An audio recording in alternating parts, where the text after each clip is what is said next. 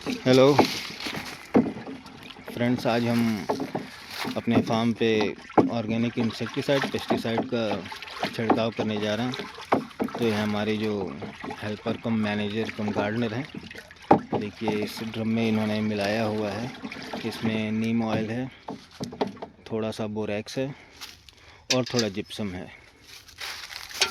जिसे ये अच्छे से मिक्स करने के बाद जो शोल्डर स्प्रेयर होता है उसमें भरा जा रहा है और इसका छिड़काव हम आम के पौधों पे करेंगे। इसमें कोई भी केमिकल नहीं है, जो भी है सारा ऑर्गेनिक है। जिसमें जैसे नीम ऑयल है, एक दो और मेडिसिनल ऑयल्स हैं जिसका मैं डिटेल आपको लिंक में दे दूँगा। और सल्फ़र के लिए इसमें हमने जिप्सम मिलाया है और बोरॉन के लिए जो नेचुरल बोरैक्स आता है वो मिलाया है। इन दोनों का रिलीज़ थोड़ा स्लो होता है, बट बहुत लंबे टाइम तक होता है और काफ़ी अच्छा रहता है पौधों के लिए।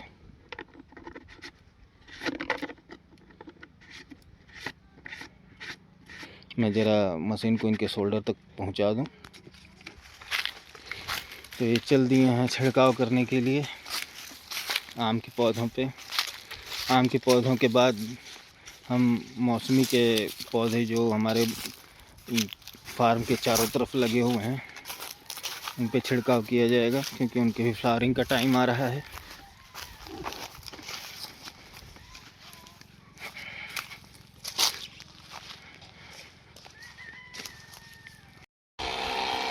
आज हम अपने फार्म पे ऑर्गेनिक पेस्टिसाइड्स और इंसेक्टिसाइड्स, साथ में एक कॉन्टैक्ट फंगिसाइड का छिड़काव कर रहे हैं। ऑर्गेनिक पेस्टिसाइड और इंसेक्टिसाइड का मतलब इसमें नीम ऑयल है। उसके पहले हमने जड़ों में ट्राइकोडर्मा डाला था। ट्राइकोडर्मा और बोरॉन, सल्फ़र। अब आप सोचेंगे कि ऑर्गेनिक फार्मिंग में सल्फ़र और बोरॉन, ऐसी बात नहीं है। ऑर्गेनिक फार्मिंग में हम बोरॉन और सल्फ़र आराम से यूज़ कर सकते हैं। यही है कि बोरॉन में बोरैक्स का यूज़ करते हैं बोरॉन के लिए, और सल्फ़र में जिप्सम का यूज़ कर सकते हैं। वो बिल्कुल ऑर्गेनिक में आता है। उसको हमने जड़ों में डाला था। बाकी सल्फ़र का छिड़काव भी इसमें पानी में मिक्स है। और इंसेक्टिसाइड और पेस्टिसाइड में ट्राइकोडर्मा हमने जड़ में डाला था कुछ दिन पहले। वो बिल्कुल ही बायो ऑर्गेनिक है। और बाकी नीम ऑयल है इसमें, और भी जो मेडिसिनल ऑयल्स आते हैं वो मिक्स करके हर 15 दिन पे ये आज हम आम के पौधों पे छिड़काव कर रहे हैं। देखिए, ये सारे आम के पौधों पे छिड़काव हुआ है। इससे ये होता है कि अब हर 15 दिन पे छिड़काव होगा तो कुछ दिन बाद से आम की फ्लावरिंग स्टार्ट होने वाली है। स्प्रिंग सीज़न में के बाद से, इसे बसंत के बाद कह सकते हैं, बसंत के बाद से इसमें फ्लावरिंग स्टार्ट होगी तो कीड़े नहीं लगेंगे। और बोरॉन और सल्फ़र से होता है, बोरॉन से ये होता है कि जो फ्लावरिंग होती है वो अच्छी होगी, फ्लावर्स गिरेंगे नहीं इसके, जो फूल होते हैं और जो फल होते हैं उनके शेप्स ख़राब नहीं होंगे, काफ़ी सुंदर और अच्छे फल होते हैं बोरॉन की वजह से। तो इसलिए हमने जड़ में सल्फ़र, बोरॉन और ट्राइकोडर्मा जो फंगिसाइड है, सिस्टमिक फंगिसाइड है, वो डाला था। और आज हम इसमें छिड़काव कर रहे हैं इंसेक्टिसाइड, पेस्टिसाइड और कॉन्टैक्ट फंगिसाइड का। ये सारा का सारा बायो हार्वेस्ट फार्म्स में ऑर्गेनिक तरीके से ही होता है। किसी भी हम ऐसे केमिकल का यूज़ नहीं करते हैं जो फैक्ट्री मेड है और जो नुकसान करता है इंसान को, लोगों को। जैसे कि क्लोरोपाइरीफॉस हो गया, या और जो हार्ड केमिकल्स आते हैं जो सब्जियों में डाले जाते हैं, जैसे थाइमेट हो गया। थाइमेट तो बिल्कुल नहीं यूज़ करना चाहिए कभी भी, क्योंकि बहुत ही स्ट्रॉन्ग पॉइज़न होता है वो, और उसका असर लगभग 90 दिनों तक होता है। और इन सब चीज़ों का हम यहाँ यूज़ नहीं करते। हम जितना हो सकता है, हो क्या सकता है, लगभग मैक्सिमम चीज़ें हम ऑर्गेनिक यूज़ करते हैं। ये जिप्सम हो गया, सल्फ़र हो गया, ये थोड़े बहुत जो हम केमिकल्स यूज़ करते हैं वो भी जो ऑर्गेनिक कैटेगरी में आती है वो यूज़ करते हैं। जैसे कि जिप्सम हो गया, कैल्शियम सल्फेट आप कह सकते हैं, वो उससे ऑर्गेनिक कैटेगरी में लिया जाता है वो। और बोरैक्स होता है, बोरैक्स भी या एलिमेंटल सल्फ़र भी यूज़ कर सकते हैं, बट जिप्सम बेस्ट होता है। और जो बोरैक्स होता है वो भी नेचुरली पाया जाता है, वो भी फैक्ट्री मेड नहीं होता है, इसलिए हम बोरॉन के लिए बोरैक्स यूज़ करते हैं। काफ़ी स्लो उसका रिलीज़ होता है, बट काफ़ी लंबे टाइम तक पौधों के लिए फ़ायदा करता है। देखिए ये स्वर्ण रेखा आम का पौधा है, इस पर छिड़काव हो रहा है। और ये मैंने बताया था ये श्री राम है, हमारे फार्म के आप गार्डनर कह लीजिए या मैनेजर कह लीजिए या हेल्पर कह लीजिए, जो भी है यही हैं हमारे।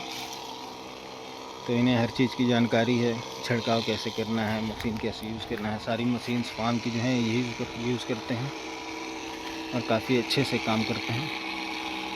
देखिए ये हर स्टेम, हर पत्ते, हर पौधे पे ये छिड़काव अच्छे से हो रहा है।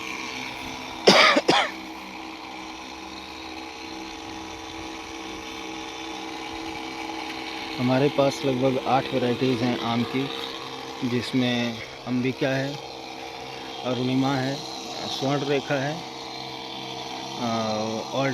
ऑल सीज़न कैटिमोन है और जापानी मियाजाकी है। ये सारे पौधे हमारे पास ऐसे ही हैं जो कि 8 से 10 फुट की हाइट देते हैं। बहुत ज़्यादा बड़े पौधे हमने अपने फार्म में नहीं लगाए हैं, जैसे कि आम्रपाली हो गया, चौसा हो गया, दशहरी हो गया। ऐसे कोई भी पौधे नहीं है जो काफ़ी बड़े हैं और भारी हैं। हमारे फार्म पे सारे पौधे, सारे आम के पेड़ ऐसे ही हैं जो 10 से 12 फुट के नीचे ही रहें और फ्रूटिंग और फ्लावरिंग अच्छी हो उनकी। उसके लिए हम समय समय पे ये सारे प्रिकॉशंस लेते रहते हैं।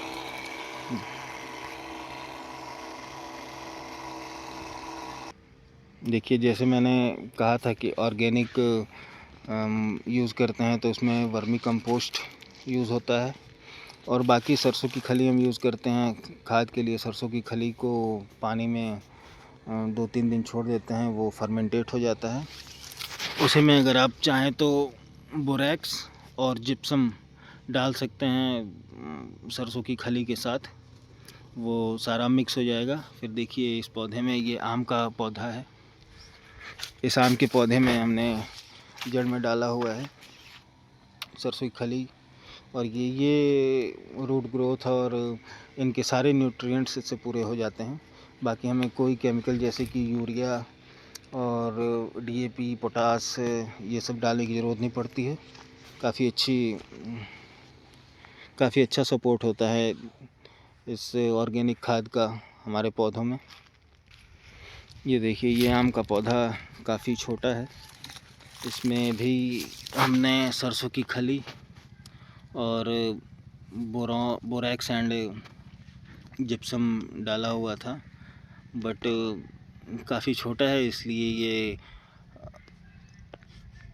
ये ओवर फर्टिलाइज्ड हो गया है। इसमें फर्टिलाइजेशन का यूज़ थोड़ा ज़्यादा हो गया है, तो ओवर फर्टिलाइजेशन की वजह से आप देख सकते हैं इसमें हर नोड से पत्ते निकलने शुरू हो गए हैं। ये मैंने थोड़ा ध्यान नहीं दिया, थोड़ा सा इसमें ऑर्गेनिक जो फर्टिलाइज़र था कम यूज़ करना चाहिए था। इसमें देखिए, इसमें हर नोड से देखिए, इसमें हर नोड पे पत्ते होने स्टार्ट हो गए हैं। तो आप लोग ध्यान रखिए, कभी भी ओवर फर्टिलाइजेशन का यूज़ मत कीजिए, उससे ये थोड़ी दिक्कत आ सकती है।